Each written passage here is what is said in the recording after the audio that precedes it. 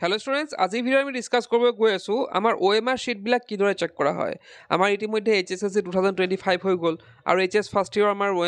MCQ exam চলি আছে আৰু সেইখিনি OMR শীটতে দিবলগীয়া হৈছে তো সেইখিনি OMR শীটটো কিদৰে চেক কৰা হ'ব সেই গোটেইখিনি কথা আজি ডিটেইলছত ডিসকাস কৰিম আজি ভিডিওটোত তেন্তে হা ভিডিওটো ষ্টাৰ্ট কৰো এটা তোমালকে এক্সাম দিবলৈ যাওঁতে এনে ধৰণৰ বাৰকোড এটা দেখিছিলা তোমালকৰ OMR শীটত তো এই বাৰকোডটো দিয়াৰ কাৰণটো হৈছে যে এই বাৰকোডটো কি কৰিব যেহেতু আমাৰ এই OMR শীটখিনি কম্পিউটাৰ জৰিয়তে মানে চেক কৰা হ'ব গতিকে এই বাৰকোডটো স্ক্যান কৰিলে কম্পিউটাৰত তোমালকৰ যোনবিলাক ডিটেইলছ আছে সেই ডিটেইলছখিনি নিজে নিজে তাত সোমাই যায় কোনো মেনুৱেলি তোমালকৰ নামবিলাক তাত টাইপ কৰিব নালাগে এই বাৰকোডটো স্ক্যান কৰিলে তোমালকৰ গোটেই নাম চাম ৰেজিষ্ট্ৰেচন নাম্বাৰ ৰোল নাম্বাৰ গোটেইখিনি কম্পিউটাৰত আহি যায় এটা তোমালকৰ এক্সাম শেষ হোৱাৰ পিছত এই গোটেই OMR শীটখিনি এটা বক্সত সিল পেক কৰা হয় কোনে যাতে খুলিব নোৱাৰে খুব মানে ভালদৰে হেকিটো সিল পেক কৰা হয় এতে এই সিল পেক্স বক্সটো ডাইৰেক্ট কোড যাব আসাম ষ্টেট স্কুল এডুকেশ্যন বৰ্ডলৈ যাব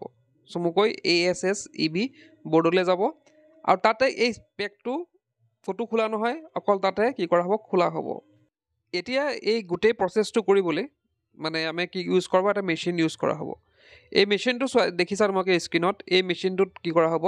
সেই MCQ খিনি মানে OMR শীটখিনি স্ক্যান কৰা হ'ব ইয়া চেক কৰা নহয় চেক কোড হ'ব কম্পিউটাৰত হ'ব কিন্তু এই মেচিনটো ইউজ কৰা হয় স্ক্যান কৰিবলৈ তোমালোকৰ যোনখিনি OMR শীট আছে সেইখিনি স্ক্যান কৰিবলৈ তো এই পিনটি সোমাই দিলে এই পিনটি স্ক্যান হৈ পেলাই ইয়াতে ওলাই যাব আৰু যোনখিনি ডাটা আছে সেইখিনি সেভ হৈ যাব ক'ত আমাৰ কম্পিউটাৰত এতিয়া এনেদৰে স্ক্যান হৈ পেলাই কি হ'ব কম্পিউটাৰত সেভ হ'ব এটা স্ক্যান কৰাৰ পিছত তোমালোকৰটো OMR শীটখনটো আহিয়ে যাব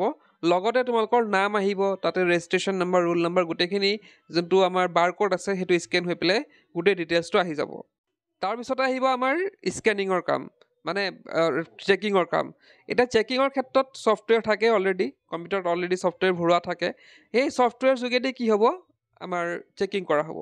এটা চেকিংৰ ক্ষেত্ৰত তেনেকে এটাকে চেক নকৰে আমাৰ মানে কম্পিউটাৰত কি থাকিব অলৰেডি এটা আনসাৰ শীট থাকিব মানে তেনেধৰ OMR শীটখন যেনেকৈ আছে তোমালকৰ সেই ঠিক তেনেধৰ OMR শীট এখন তাত মানে ফিল কৰা থাকিব মানে যোনখিনি কাৰেক্ট আনসাৰ আছে সেইখিনি তাত থাকিব সেইখনৰ লগত মিলাই পেলাই চোৱা হ'ব মানে হেতু কম্পিউটাৰ চাব আৰু সেইখনৰ লগত মিলাই চোৱা হ'ব যে কিমানটা শুদ্ধ কিমানটা ভুল হৈছে এতিয়া ধৰি লোৱা এনে ধৰণৰ তো ইয়াতে যোনটো লেফট সাইডে দেখিছা হেতু হৈছে আনসাৰ শীট হেতু ধৰ অলৰেডি কম্পিউটাৰ সেভ আছে তো আমাৰ যোনটো নতুনকে ভৰোৱা হ'ব হেতু হ'ব ৰাইট সাইডৰ কপিটো মানে শীটটো এতিয়া কম্পিউটাৰ সেভ থকা শীটটোৱে কি কৰিব এটু লগত মেচ কৰি চাব যে কিমানটা শুদ্ধ হৈছে কিমানটা ভুল হৈছে তো এইদৰে চেক কৰাৰ পিছত তোমাকৰ মাৰ্কস বিলাক কম্পিউটাৰত আহি যাব তোমাকৰ নিজৰ নামৰ ৰেজিষ্টাৰত কিমান পালা কিমানটা ৰং হল কিমানটা কাৰেক্ট হল তো গোটেই ডিটেইলছ খিনি কম্পিউটাৰ স্ক্ৰিনত আহি যাব এটা এই গোটেই OMR শীটৰ চেকিংৰ প্ৰসেসটো তিনটা প্ৰসেসত হয় প্ৰথমে আমি দেখালো OMR শীট স্ক্যানিং হয় তাৰ পিছত OMR শীট চেকিং হয় তাৰ পিছতে সেইখিনি কৰাৰ পিছতে এক্সপোৰ্ট ডাটা এটা ডাটাখিনি গোটেইখিনি বনোৱাৰ পিছত সেইখিনি এক্সপোৰ্ট কৰা হয় সেইখিনি ষ্টুডেন্টৰ যোনটো মানে পেনেল থাকে তাত সেভ কৰা হয় আৰু এটা তেওঁলোকে কোবা ড্ৰাইভ হেৰিত হয়তো ড্ৰাইভত সেভ কৰি থয় বা পেন ড্ৰাইভত তেওঁলোকে সেভ কৰি পেলাই হেতু নিজৰ কাৰণে ৰাখে তো এনেদৰে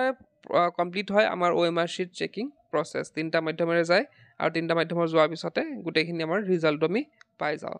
তো এইখিনি আছিল আজি ভিডিওটো কেনে পালা কমেন্ট বক্সত জনাবা আজি ভিডিওটো কৰি কি পছে কেলা